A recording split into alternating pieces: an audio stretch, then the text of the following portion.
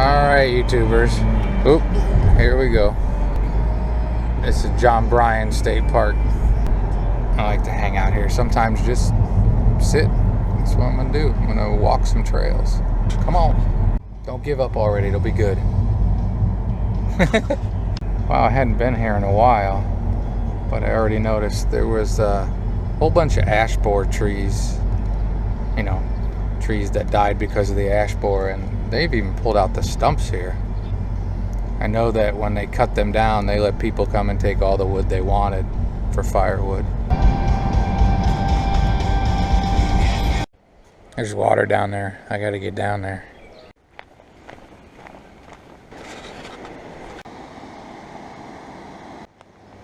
Really? Who try to ruin everything? I don't even have a bag with me.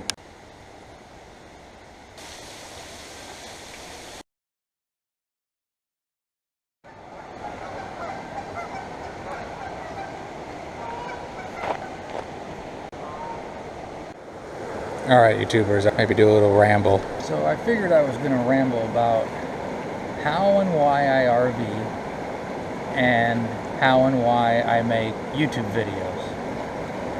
Knowing me, it'll probably get too long and I'll end up having to split them up into two videos.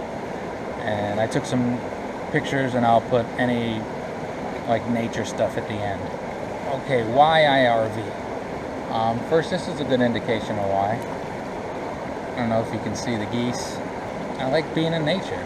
Even though I'm not in the RV, I took the car on this, but I like being in nature. I think a lot of times there's a couple kinds of RVers. I would say there's the kinds that are running from something and running to something. And then again, maybe most of us are in the middle. I guess I'm like 80% running to something, maybe 10% running from something, and 10% wondering where the hell the GPS took me. I guess it's just that wandering nature in most people that causes the RV thing. So that's the why. I mean, I like to say in a lot of my videos, this is the why.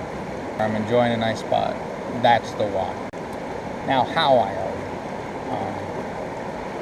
RV. Again, I'm going to say this from the very start. Well, what should have been a start. There's no right way, there's no wrong way, there's your way. So I'm not trying to say other people that do it different are wrong, or that I'm the only one that's right. I'm not that confident in my own correctness all the time. But how I do it is, normally, for the most part, I stay at campgrounds. Partly, the biggest portion is because of the pets. I'm not a huge urban boondocking, stealth camping, stuff like that. Again, nothing wrong with it. At times I wish I did far more of it, and I actually watch a lot of people who do it, and I think it's pretty cool. It just doesn't fit me right now. One is because of the pets, and two is because, easy guys. Two is because I have a bigger desire to get out in nature, you know. Oh, we're not going to get to hear them squawk much anymore. I don't know if you got to see them, that they flew away-ish. But growing up in the city, I tend to repeat myself, but growing up in the city, as a kid, the only nature I knew was Central Park. And that was it. I went upstate a couple times, way upstate, and it scared me. I went out in the woods a couple times, it scared me to death. But you take a kid that lives out in the woods and bring him into New York City, that might scare him too. So it's all about what you get used to. So when I got moved to Ohio and lived with my grandparents and forced to join the Boy Scouts, I learned an appreciation for nature.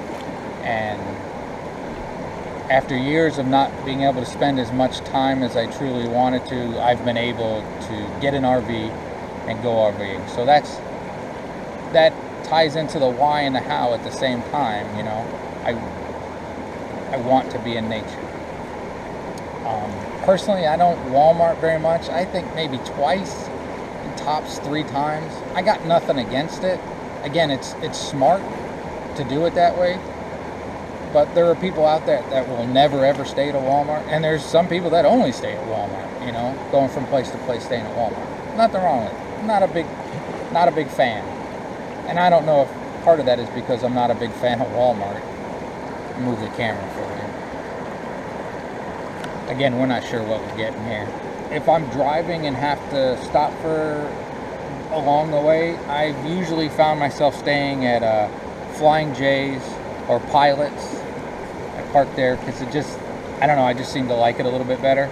And again, I don't do that even that often. Having a smaller RV, I can park out front where the cars are and don't have to park in the back and listen to semis running all night. So that's a good thing. And if you need to, a lot of times they have showers there. You got to pay more than you would think, but they have showers. But I haven't done that. One night at a Cracker Barrel once.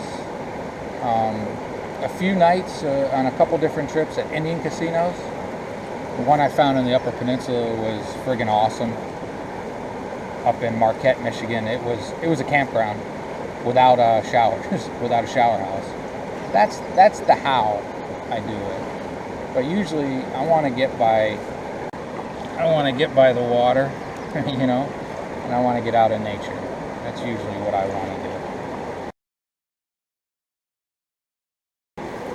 I guess I'd have to admit that, like a lot of people might be, that I had a major life change.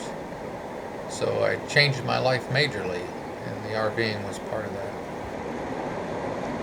Okay, so as I said, mostly campgrounds, and a lot of that is because that A, gets me out in nature.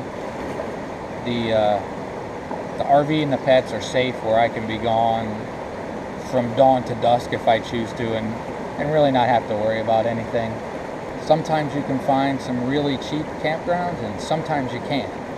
But at the same time, I'm not one that goes to a campground and wants to sit with the neighbors all the time under their RV awnings or anything like that. I talk to people, and we're going to get into that how I make videos, but I talk to far more people than it probably appears in my videos. But I think it's a great way to go. Everybody does it a little bit different, finding their right way for them. The same way with what type of RV. They make so many different styles and then layouts of those same styles because everybody's different and they have different priorities. And to me, that goes back to the how you RV. That is the most important thing. If you don't have an RV yet, the most important thing, look at as many as you can. Don't get overexcited with one. You know, go out 3 or 4 times looking at a bunch without your checkbook and just really get a feel for what's right, because the wrong decision can ruin an RV experience. That's why so many are for sale, I think. So that's how I do it. I'll think again. I'm going to shut this off for a minute. So I've been editing all these videos from my Key West trip where I was dry camping, and it kind of made me think. Like I said, I haven't really done a lot of dry camping in the past. This was the most I've ever done, and it made me realize I probably did it different than a lot of people would do it. Having only done it for a day or two at a time, nothing consistent, I didn't have a big solar setup or anything like that, so I purchased that small solar panel before I left, and I figured it would work. I think a lot of people that might do this would look at it like, oh, I'm not going to bother with solar and I'm just going to run my generator whenever I need to. Or a lot of other people might never want to run their generator and just go full solar. Since I didn't do it a lot, I didn't want to invest all that money in a huge solar setup, knowing I might not do it as much in the future as on this trip. So I kind of went middle of the road, and I found some ways that I thought that worked pretty well for me, and thought maybe, you know, if there's other people looking to do some dry camping and they haven't done a lot of it in the past, this is possibly an option for somebody who doesn't have that huge solar setup, or who doesn't want to run their generator 24/7 And I think for me it worked pretty well. Again, I'm not trying to explain or justify, just, well, maybe I'm explaining a little bit on how I did it. So because there were a lot of times where it was really hot, I needed the generator to run AC. And because there was also a bunch of times when there was a lot of rain, I didn't get as much solar as I wanted. And then throw in I was having a little bit of problem with some battery cables. It turned out a little different than I expected. But like a lot of things when RVing, the solution wasn't all that complicated. I think I found a happy medium. Alright, I think I'm going to move to another spot and do the how and why I make YouTube videos. I'm sure I've forgotten something. I have some timers. Sometimes I remember shit, sometimes I don't. Or CRS, can't remember shit. I also think I was probably the first person with ADD. Not really, but I think I said in a comment to somebody, I had ADD when it wasn't cool and it wasn't an excuse. I had it when it meant you got an ass beaten. Spent a lot of time sitting in the corner at school and getting smacked with rulers. Alright, so let's find another spot. Continue on a long and boring ramble, which some people apparently tend to like. This is a nice little state park. My heading north from Key West videos are on the way.